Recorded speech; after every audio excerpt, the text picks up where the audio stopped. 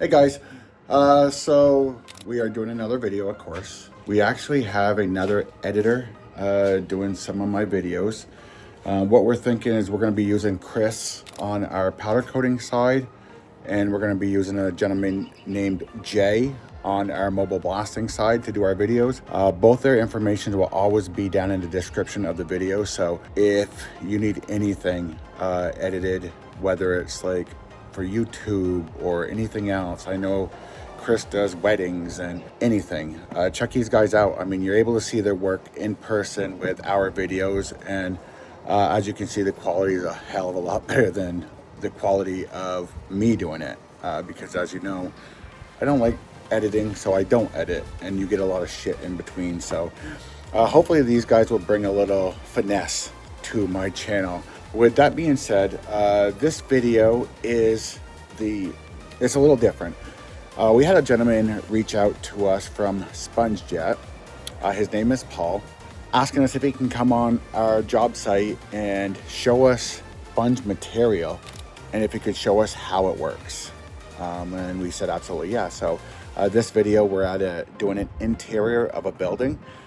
He pops on a job site, talks with us a little bit, shows us a demo, lets us try it, and yeah, we recorded it. We hope you guys enjoy it. We had a great time with Paul, and we like the stuff. Me and my son like the stuff because we've had in the past companies ask us to do things which are really, really delicate, and couldn't have our media get into it. Like around electronics and things like that. This stuff is probably, I would say, pretty much made for that sort of stuff. So listen to what Paul says during the video. We're trying to get better with recording on our mobile blast, and it's really hard for the guys to do it. I've been going out with them lately, so we've been able to do a little bit of recording, but it's just really hard for them with all the running around. But that's on me. So I got to get him a little bit better with that. Hopefully get a little bit more footage. This way Jay is able to put more mobile blasting videos together for you guys. And then on the other side, mobile blasting, we do have a mobile blasting channel. It's called Sandblasting Inc. INC. This right here, if you watch it on the powder coating side, this has probably already been out a couple weeks on the sandblasting channel. When we do mobile sandblasting videos on our powder coating channel, we have a premiere, so we hold it for a week or 2 weeks. When we put it on our powder coating channel, we instantly put it on to watch on our mobile sandblasting channel. So go there, check it out. I'm watching the ducks. They usually come to me. They like to get fed. Hope you guys enjoy and check this product out. I think it's pretty cool. I definitely see applications for it. And if you have any questions, feel free to let us know in a comment section, and let's see how Jay does with editing this video.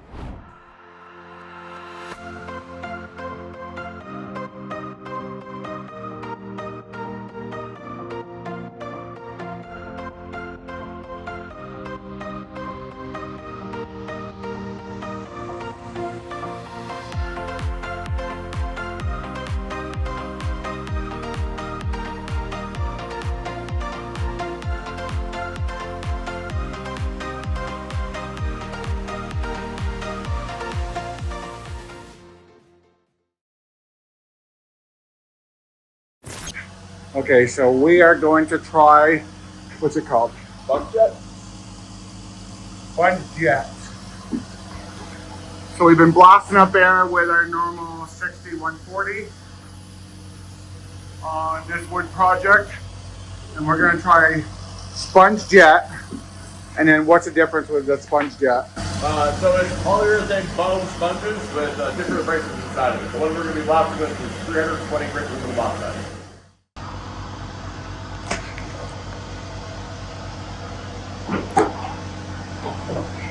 Dylan, you want to help him with his hose? Help him with some slack. Dylan, help him with some slack on his hose so he's not fighting his hose.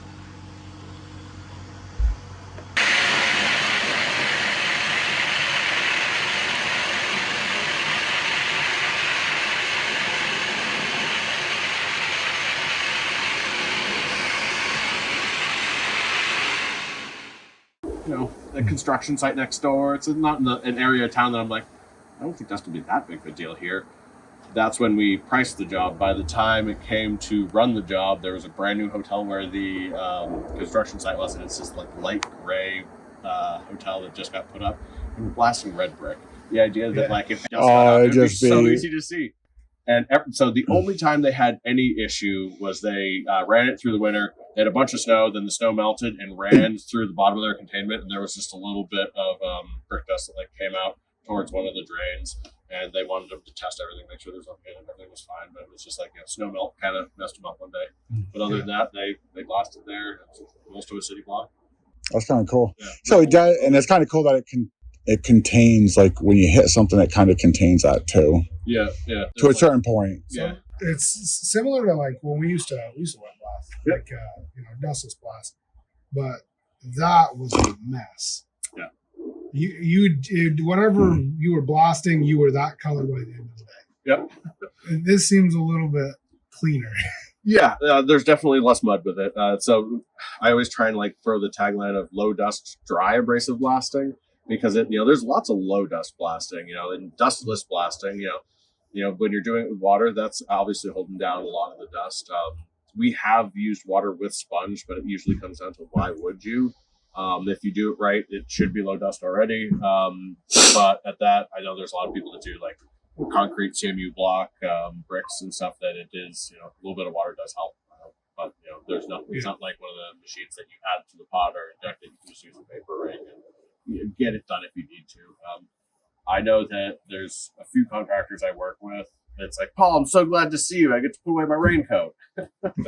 So depending on what it is. So there was a project that was a parking garage, and they were using wet blasting. I was like, that makes sense.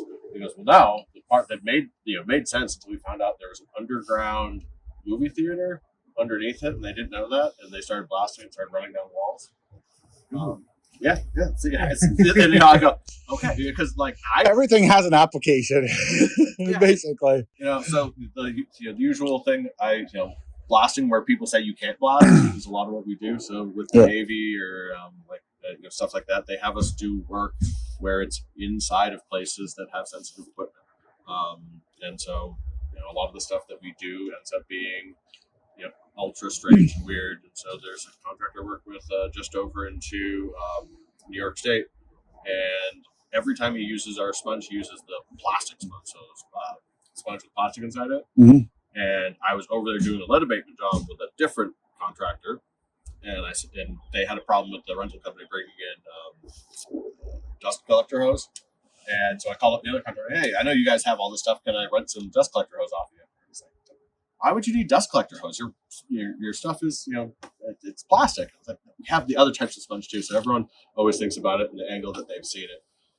We've done everything from designer like glasses frames and making jeans look like they were worn out to nuke submarines. Do you guys do rental equipment? So I know like Grinder Blast Technologies, if I called them and said, hey, I have this job, I need a wet blaster, can I rent one? They do. Yep. Do you guys do that too for people that don't necessarily have the equipment but need it for a specific job? Yep, we rent equipment, and at that point, a lot of the people, especially around here, I'd say, right before you buy, the idea that try it out once. So I usually talk to people in like a very general form of it, where a week was about $1,000, 2 weeks is about $1,300. So the idea that you can get the stuff to use is reasonable to start, and then from there it's devil's in the details. It's all the little stuff. It's what type of grit, what are we doing, how are we trying to do it. As I parked this morning, I got a call from somebody trying to take paint off of bronze doors down in New York City. And does this etch, like if you went to take paint off a bronze door, to get that the paint surface off, but not etch the bronze? So plastic is one of them that is non-abrasive.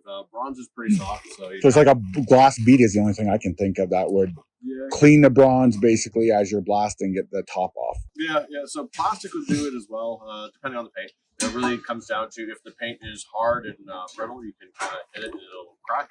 Mm-hmm. So plastic can take off paint. I was saying a little bit about classic cars can use plastic all the time. Fiberglass cars. Yeah. There's also the other part where you get into the fiberglass and carbon fiber. There's the problem that they will say there's microcracking in it, and so depending on what you use can cause microcracking. So I know that there's a few people that have been trying to figure out sponge and microcracking, because the hard part is trying to throw values to this stuff. So saying that we cause less microcracking. Right. From the little testing that we've done, it seems to, putting mollies on concrete and pulling them, that the concrete has less cracks. So that usually with most concrete testing, the concrete's what fails. How many types of media do you guys have, or how many types of sponge types? About 25. And it's just different applications for different things. Yeah, everything from steel grit on the heavy end to non-abrasive sponge. Green sponge has no abrasives in it; it's just meant for cleaning, soot damage, like cleaning it down. That's kind of cool. Soot off of wallpaper and plaster. So is your company did it start and your main thing is different medias for different things, or was it equipment and then you just kind of fell into the media aspect of it? Sponge came first. Sponge came first. So okay. First sponge had no abrasive in it, and it was just meant for cleaning. So like Surf Pro goes into sponges and cleans walls. Yeah. That someone was doing that, thinking this would be way better if I put it into a sandblaster. And they ground up sponges, put it in. It's like what I thought. Yeah, exactly. I want to ground up some sponges and put it through a fucking sandblaster. Yeah, exactly. So cleaning. And then they got to something that was just a little bit tougher. It's like, well, we already have the sandblasting pot. Why don't we put a little bit of grit in? And so now the majority of our business has abrasives in it. Yeah. But yeah. And that makes sense. If you're going to do the sponge and it's cleaning, like instead of adding it into the sponge while it's being made or whatever would be that idea instead of mixing it in. Yeah. So first it was just, some of this and some of that. And now it's actually in the sponge. And then like we were talking about, it's not really made to go into like equipment like ours. It's a specialty equipment. Yeah. So you could put it in there. It would just really frustrate you. So our equipment is specialized. And you got a little one here, right? Yeah. That's your mobile one? Yeah, it's a mobile one. I usually could just call it the demo unit, only because I don't want people to use it for production blasting because it has such a small hopper. It doesn't last. It's basically made for demoing. Yeah, it's really good for demoing or in tight areas. Yeah, 320 sponge. And this one is the same? Oh no, this is finer, isn't it? Yeah, so that's finer. That one is DG for double ground, which doesn't actually mean that it's double ground. So I combine the two of them to make it seem more like after it's broken down. So when it's brand new, it acts one way. When it's broken down, it acts a different way. So as you're running a project, you start by filling up the machine, blast it out, and then you add more in, recycle it, add more in, recycle it, and so that you don't have a sudden change of brand new sponge to half-used sponge to almost used up sponge. And this is in a pressure pot, you said, right? This is not? It is. It is not a pressure hold. A pressure hold. Every time you let go of the trigger, it depressurizes. Not the top does. So this one actually is a toggle top. So this is part of the reason why I don't tell people to use this for production jobs, is it is a pain to fill. It's great that it's tiny. I've carried it up scaffolding ladders and like scaffolding stairs rather, but it's kind of a pain to fill. Every time I rent one of these, this is the trick that I always tell people they have to learn that before they leave. To turn it. Well, otherwise they're gonna be fighting it. I see people take it off and screw it back on after. No. Yeah. It runs all the same fittings, all the same hoses. So we got Q fittings. We run the same nozzles as everyone else. This is one of our only. So this is an 1.25 inch piping. Most of our other equipment has 2-inch piping for high flow. We're running bigger nozzles if we need. But this one is basically just a demo. Yeah, it's a demo. It'll give you the idea of what we're trying to do, and I'm able to pick it up and put it in the back of my truck myself. Right. Which makes it a lot easier. Yeah, it's the way it makes it possible. Yeah, nothing like trying to load one of those machines by yourself. It sucks. Yeah, I do all over New England and.